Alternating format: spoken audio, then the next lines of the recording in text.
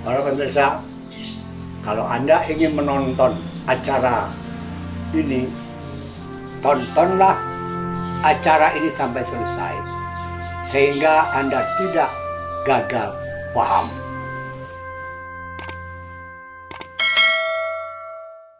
Para pemirsa, selamat berjumpa dalam acara kita bincang-bincang tentang teater. Pemain-pemain teater hampir rata-rata dipanggil dalam pekerjaannya, kalau pemain lelaki dipanggil aktor, sedangkan yang putri dipanggil aktris. Untuk menjadi seorang aktor, tidak hanya sekali main saja lantas menjadi seorang aktor. Kalau sekali atau dua kali itu masih disebut pemain dalam sebuah kisah, cerita, drama, atau teater bagi seorang pemain. Nah, untuk menjadi seorang aktor sangat panjang kisahnya. Pelajaran-pelajaran untuk pribadi dan tentu saja akan ditonton oleh para penonton yang senang akan cerita-cerita yang ada. Untuk itu seorang aktor diwajibkan mempelajari seluruh pelajaran-pelajaran yang diberikan kepadanya. Seorang aktor harus dapat berolahraga dengan baik sehingga dia badannya utuh sebagai seorang pemain, tidak bengkak-bengkok, lurus. Tentu saja peran itu sangat bergantung kepada kemampuan dia sebagai seorang pemain. Berikutnya dia harus betul-betul berpikir. Berpikir ini gunanya untuk mempelajari semua naskah-naskah yang dibacanya untuk peran apa yang akan dilakukannya. Seorang aktor adalah seorang ilmuwan yang betul-betul mempelajari ilmu-ilmu manusia. Dia tidak hanya belajar secara bersama-sama, tapi juga belajar sendiri. Belajar sendiri ini artinya melakukan kegiatan-kegiatan secara sendiri.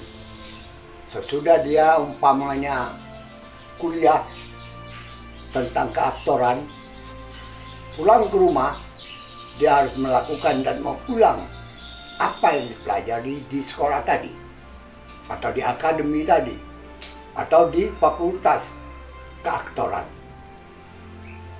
Kita tahu bahwa tidak banyak orang yang suka kepada keaktoran karena dianggap hanya sebagai pemain sandiwara. Sebenarnya salah. Itu adalah anggapan yang negatif dari orang-orang dulu yang belum tahu mempergunakan sandiwara ini atau teater ini berguna bagi masyarakat.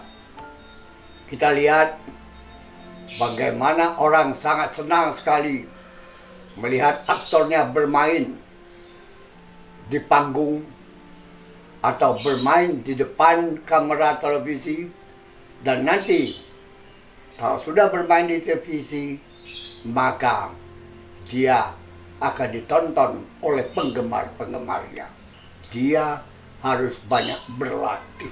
Berlatih secara pribadi, yakni mengolah tubuhnya, mengolah kata-katanya, mengolah mukanya, dan diolah sedemikian rupa. Kalau marah seperti apa, kalau menangis seperti apa, kalau sedih seperti apa. Dan ini sangat berguna bagi seorang aktor atau aktris yang belajar tentang keaktoran. Kalau kita berlatih secara rutin, maka yang harus kita latih adalah mulut kita. Pertama mulut, kedua mata, ketiga tangan. Biasanya kalau orang sudah di depan panggung, dia lupa dengan tangannya. Kalau tidak, dia diam saja. Kalau tidak, itu banyak gerak, banyak tunjuk. Ini bagi seorang aktor sangat jelek sekali. Kita lihat dan kita berusaha untuk melihat diri kita sendiri. Bagaimana kalau kita bermain di depan kaca? Ini sangat penting. Artinya bercermin dengan cermin yang ada di muka kita. Kita bercermin, tentu saja dua perhatian kita. Satu, diri kita sendiri melakukan gerak. Kedua, kita melihat kita di depan kaca. Pecah perhatian, akibatnya aktingnya jelek. Karena itu dianjurkan kepada para pemain, jangan berakting, berlatih di depan kaca.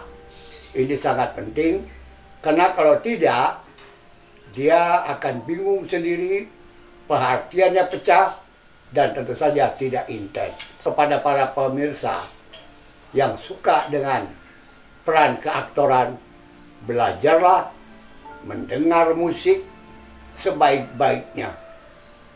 Lantas tafsirkan musik tersebut dengan sebaik-baiknya melalui penafsiran gerak, melalui penafsiran pemain itu sendiri kepada gerak yang dilakukannya. Dan ini harus diingat. Harus diingat betul gerak-geraknya apa yang pernah dilakukannya. Kalau tidak, dia tidak akan baik permainannya.